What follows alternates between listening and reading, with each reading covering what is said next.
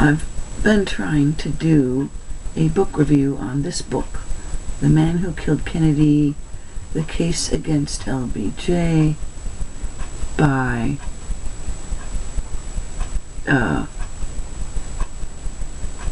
Roger Stone and Mike something I can't pronounce. Anyway, it's mainly inspired by Roger Stone, who's more well known. And I've read this several weeks ago, so some of it's clear in my mind and some is not as clear, but basically I want to recommend this book because it's a well done case of all the sinister and illegal activities that LBJ had been involved in, and at the time, just before JFK was assassinated, LBJ was about to be indicted for various crimes that would have probably put him in prison and definitely ended his political career. But on the other hand, if JFK were gone, he would suddenly be president. And he had a lot of allies in the government and with the rich oil people in Texas and other business people and other crooks and you name it. He probably was connected to it if it was nefarious and not nice, including people he'd had murdered to further his career in the past. And of course, not many people knew about this at the time. So he managed to become president after JFK was assassinated. He apparently knew ahead of time that it was going to happen, whether he had a hand in the actual details of any planning or not.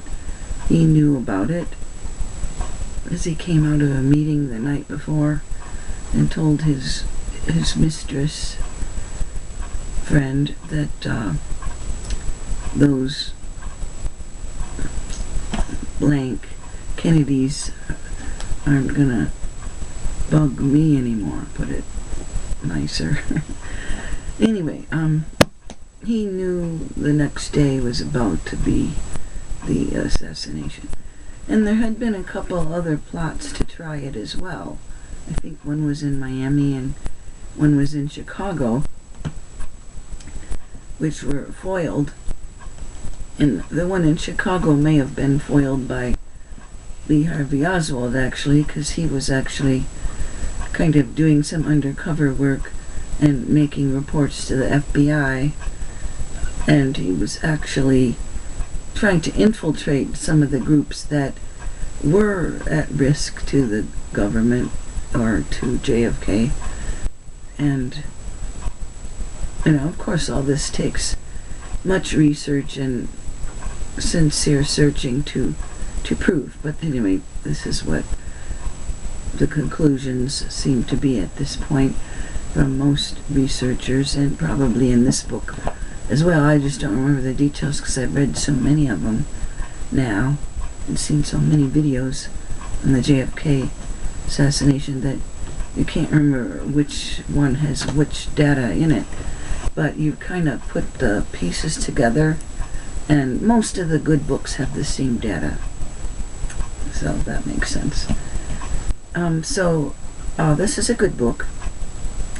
And there's little stories in it that are interesting and unique. For example, there is a story later in it about a gold mine in New Mexico, which JFK, LBJ, Bobby Kennedy, and some Secret Service people knew about, that had billions of gold, like old Spanish gold hidden there. And LBJ was intent upon stealing it, which after he became president, he did steal a good portion of it, and supposedly later on Nixon took a lot of it and had to smuggle it to different properties and ranches LBJ had, including one in Mexico. Anyway, that's an interesting one. It's talked about on page 416 and around there. So, anyway. And then, other little stories. Well, of course, LBJ gets right to Air Force One after the assassination. Immediately starts taking out seats, because he knew they were going to try and steal the body, even though by Texas law it should have had its, what do you call it, autopsy done in Texas. But he knew he was going to. Of course, Jackie probably wanted it too, but basically, LBJ cannot be innocent, even if he didn't give any actual commands for the assassination, because he was totally complicit in the cover-up, the Warren Commission, and so on and so forth afterwards. So, you know, he was part of it in that respect. So basically, they got the body onto Air Force One, which now LBJ wanted Air Force One just to be symbolically the official president, even though he had flown in on Air Force Two. So they were doing some moving of luggage and things around. So it might not have been too hard while he was doing the swearing in thing where he made everybody come, even Jackie, right by him to do the swearing in as president, even though technically he was already president, but he likes the drama and the officialness of it, doing it that way, having Jackie by his side to make it look good, you know. And while they're all there, somebody could easily, in the luggage area or whatever, be taking the body out of the casket and switching it, because there's other books out about how the body was doctored and different things changed from what the doctors in Texas saw, and what was at Bethesda when they later did a different autopsy with pictures. But anyway, actually there's other books that are more into that topic, but it all fits together into part of the cover-up thing, and the military had to be involved, at least some of them, in the cover-up, particularly the Navy at Bethesda, and different doctors and people were told, you know, don't talk about this, it's all national security and so on. And because part of the theory at the time was, well, what if this was a conspiracy by Russia or something, and then if we find that out, there's a risk of World War III. And instead they had set up as a patsy Oswald, because he was involved with a lot of these people. He knew Ruby, he knew these the people that got him the job in the book depository were Ruth Payne and other people connected with military-industrial complex and other government things going on. Anyway, there's so many amazing connections, which show that there was not coincidences. It's just too far beyond coincidence, all these details, which you'll have to keep researching in other books and videos for the details. But, okay, another thing, and so then when he was in Air Force One, LBJ plops on Jackie's bed before she comes in, and he's laying on Jackie's bed in there. Like, what's that supposed to mean? You know, he was a lecherous guy. He was maybe making a point. Gee, I'm president now and I'm laying on your bed. It was just completely rude and ridiculous move on his part. Just weird little things that he did that were so evil and obvious.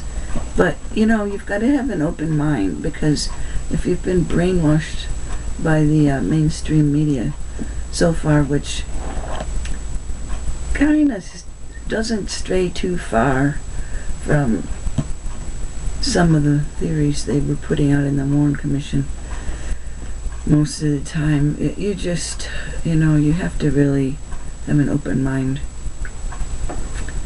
So, I hope I'm not wasting my time because there's no sound on this, but we'll find out, won't we? The other thing is, just last Friday, January 25th, Roger Stone was arrested at 6 in the morning at his home by, 17 FBI cars and a whole lot of agents dressed in total military gear and protection. And he's like this 66-year-old guy living with his wife, his dogs, and 3 cats, and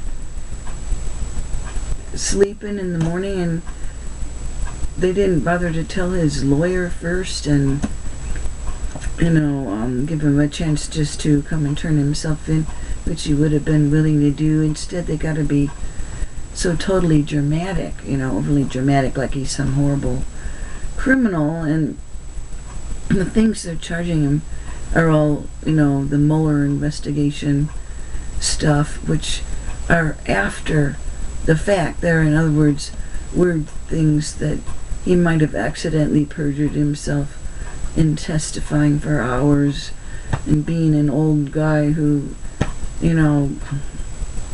is worn down by the stress of it all and being made broke by legal fees in his old age. So I read the book a few weeks before that happened, and heck, I'm pretty liberal usually, but I'm for the truth. And the way things are going, I'm getting less liberal because the truth seems to be more on the conservative side right now.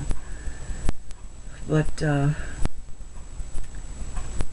anyway, that's the end of my little book review.